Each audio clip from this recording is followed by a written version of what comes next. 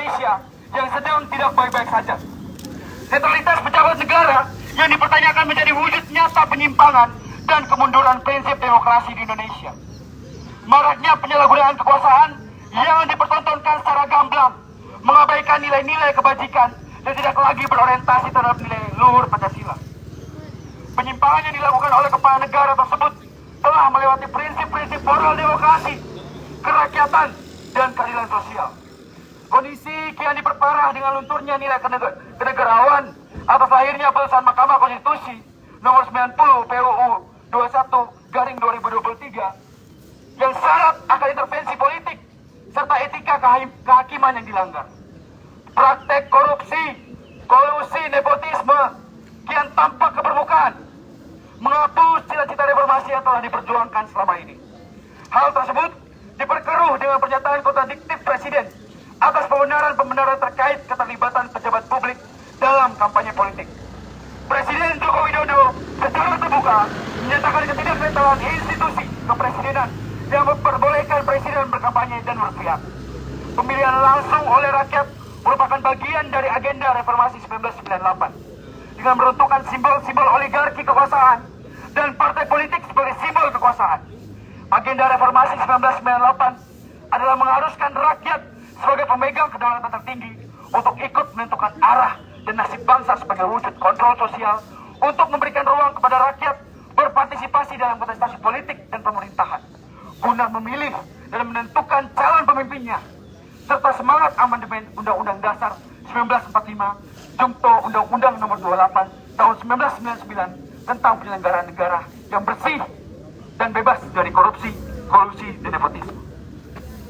Maka dari itu, pernyataan yang dilontarkan oleh Presiden Joko Widodo syarat akan dugaan campur tangan kepentingan menjelang pemilu 2024. Hadirnya Gibran Raka Buming Raka yang merupakan putra sulung Presiden dalam kontestasi melalui penyelewengan kekuasaan dalam keputusan MK dan KPU yang telah dinyatakan melanggar kode etik semakin mengisyaratkan campur tangan ayah dalam pesta demokrasi yang akan datang. Campur tangan Presiden dalam pesta demokrasi merupakan bentuk penyimpangan dikarenakan pejabat negara tidak boleh menguntungkan ataupun merugikan peserta pemilu jika belum mengambil cuti.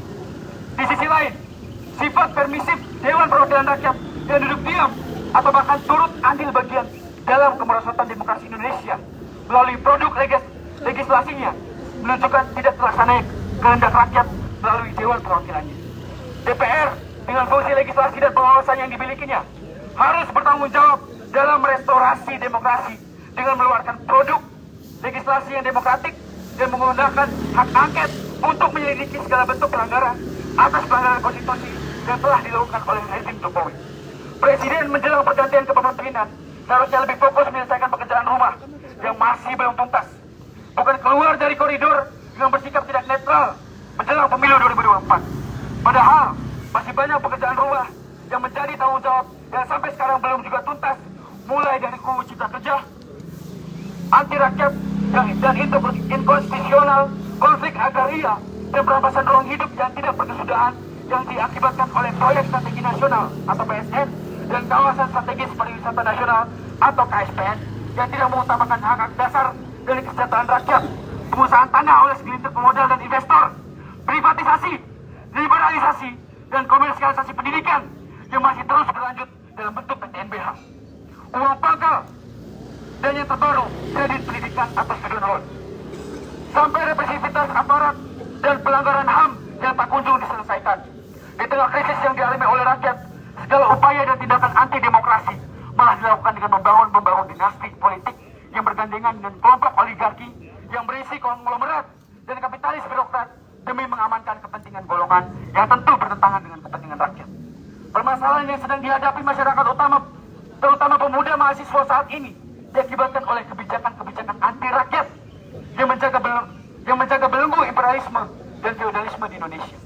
Nyatanya, rezim Jokowi selama 10 tahun terakhir belum dapat melepaskan masyarakat dari permasalahannya dan malah memperburuk. Tidak ada jaminan untuk mewujudkan kesejahteraan masyarakat luas, masa demokratis dan pendidikan yang ilmiah, demokratis dan mengabdi kepada rakyat setelah adanya pergantian penguasa. Tanpa ada gerakan dan solidaritas massa rakyat luas Indonesia yang tegak lurus dengan cita-cita demokrasi kerakyatan dan kedaulatan nasional yang demokratis. Hal yang sama akan terus terjadi, baik itu krisis yang dialami rakyat maupun tindakan-tindakan anti demokrasi di kemudian hari. Situasi Indonesia tersebut menjadi tanda kemunduran demokrasi dan darurat kenegarawan yang kehilangan moral serta akal sehat. Para pemimpin seakan-akan telah ditutupi ambisi untuk melanggengkan kekuasaannya dan mengorbankan netralitas sebagai kepala negara. Pemilu hari ini telah menjadi mekanisme bagi penguasa untuk berbagi kekuasaan di antara mereka. Sejatinya, Presiden sebagai kepala negara tidak mencuat konflik kepentingan sebagai kunci pemilu yang adil, setara, dan bermartabat.